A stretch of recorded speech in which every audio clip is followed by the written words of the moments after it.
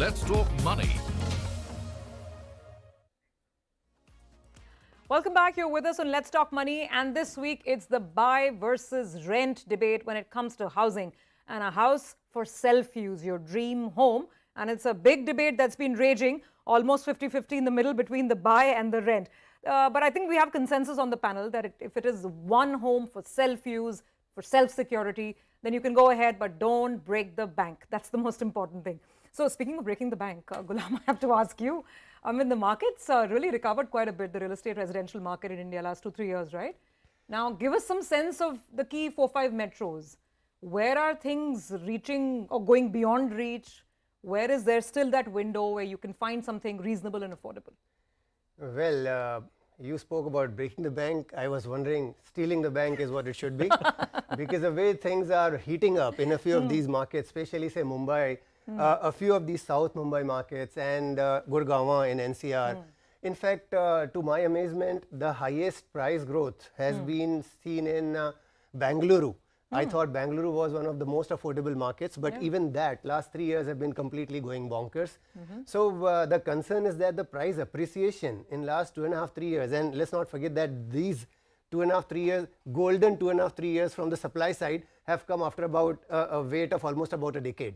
So here they want to get maximum out of the situation. So the price rise is going completely berserk right now. Just give us some sense, say Bengaluru where the price rise is quite sharp, how much is it? Mumbai, most markets, how much is it? So the highest growth we have seen was in Bengaluru, which is almost about 20% in last 2 years, 2.5 years, because that's where post-COVID, a year of a lull, and then the thing started moving up. So in last 2.5 years, Bengaluru has been breaking all records, about 20+% growth in Bengaluru.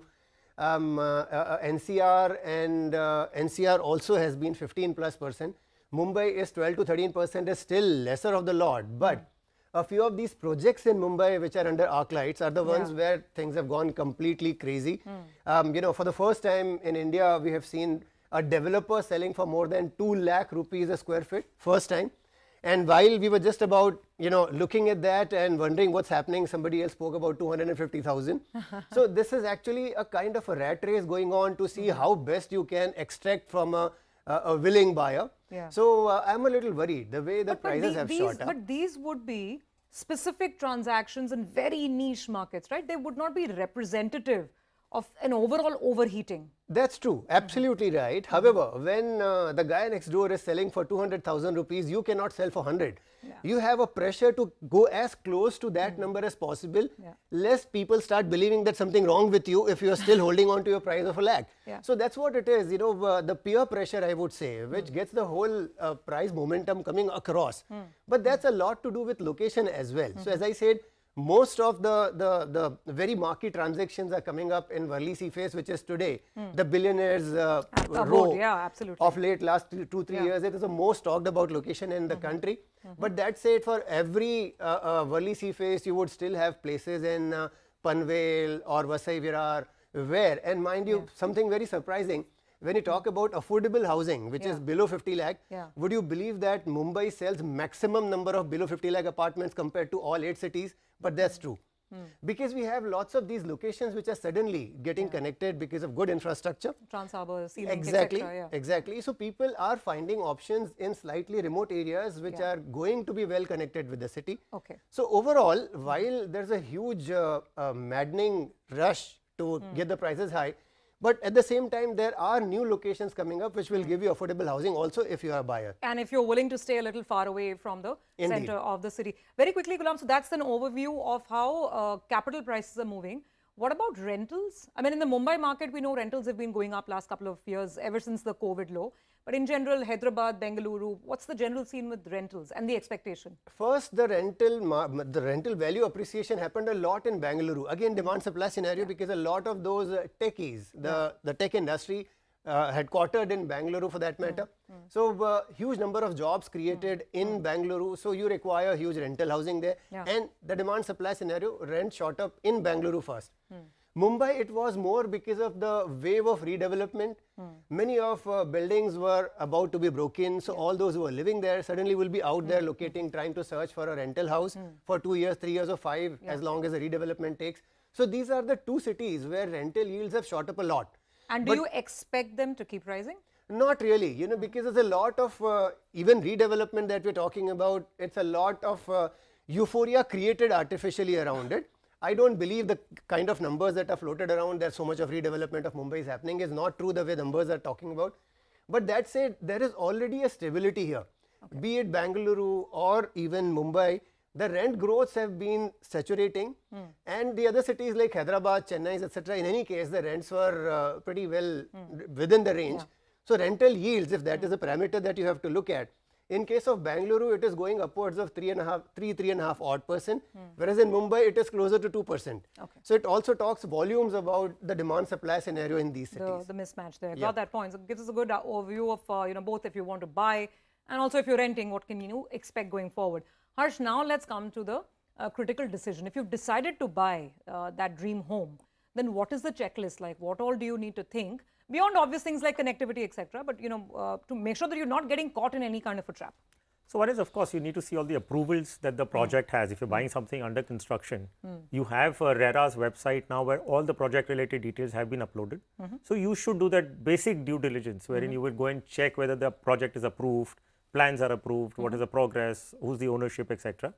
The builder, I mean the developer, I mean you need to see the reputation of the developer, whether they have a reputation of projects being delayed or stalled, or there is going to be, they have a good track record of projects being completed, because you don't want a situation wherein you've paid like 10, 20% or 50% or more than that and you don't have the property in your hand, right? Because the life savings that we're talking about. Gulam, on that important checklist, the mistakes and the traps to avoid when you're zoning in on a developer, signing that contract, what to look out for? I would be wary of getting into, since we are in Mumbai, a redevelopment project where we haven't really seen the building coming down, because a lot of things can change. So redevelopment, you have to be very cautious because it's a very complicated business. You're not getting a free land for developer to come and construct. Lot to worry about. Don't be in a haste to buy an apartment in redevelopment building. If you're getting nearer to completion, perfectly fine. But otherwise, if you have a clean land where a developer and a known developer, the listed players, etc., who are doing a good job, always pay that extra premium because you have a reliability on that developer. RERA, of course, a lot of pains have been sorted, but not all. So RERA still is not a complete solution to the miseries of a buyer. So be cautious. Don't just depend on RERA. You need to do a little more than that. Get a proper legal advice as well. At least in Mumbai, where you're spending 10 crores, you can spend a few lakh to get a good lawyer to advise you. The other cities, of course, if you're buying a 50 lakh to a crore apartment, seeking legal advice is a little of a stretch, but you should try to at least. Finally, it obviously becomes a lot more easier if there is an existing residential or a real estate asset in the house, which can be sold and then the proceeds be reinvested in buying that dream home. So Gulam, what are the do's and don'ts, and also what are the regulatory / tax implication if you want to sell an existing property and then reinvest that into a new one? Well, here if you're hinting at long-term capital gains as a key factor to be considered, now LTCG actually squares off if you are selling an apartment and buying an apartment. But if you are selling a shop, you don't get that benefit to buy an apartment. And then there are a few more complications, like typically at least in Mumbai, when you are going up the corporate ladder, you would want to sell 2 apartments and buy one because now you want a bigger one, better one, and so on. That is also not available. Only 1-to-1 is what it is. So one residential house sold for one is bought. Yes. So those complications should be seen. Again, you need to consult your chartered accountant as well while doing that. A lot of complications. And those squaring off against the selling of the old property to buy a new one is pretty simple. But if you don't want to buy another property, then the long-term capital gain, in spite of indexations, etc., can really leave a huge hole in your pocket. So be careful when you're selling an apartment. It should be for some purpose, some reason, not just to keep money at home. That's and the window of reinvestment, Harsh, is what? 2 I think you have to reinvest within 2 years. So if you've sold an apartment today, either you would have bought another apartment 1 year prior to sell of today, so that can be offset, or within 2 years of selling your apartment right now. And if it's under construction, you have the window to 3 years. So that's the basic condition. However, there have been a lot of changes where there are sub-conditions.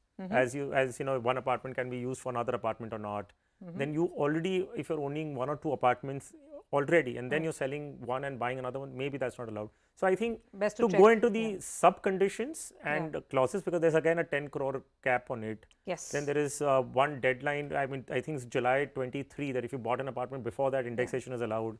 The previous budget, when they made it Yeah. optional, you may choose indexation, not 12.5% Yeah. without so indexation. the primary Yeah. conditions are that you sell today within 2 years or 1 year prior, Yeah. or 3 years if it's under construction. That's the basic condition. Yeah.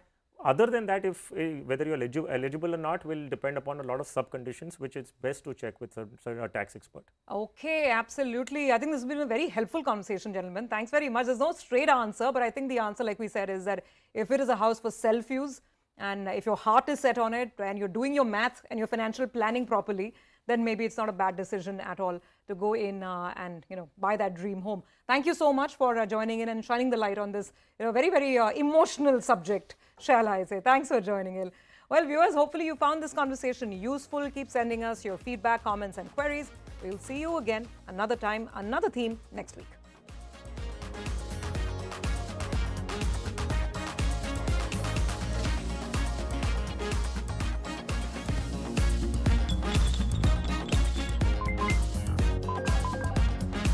Let's talk money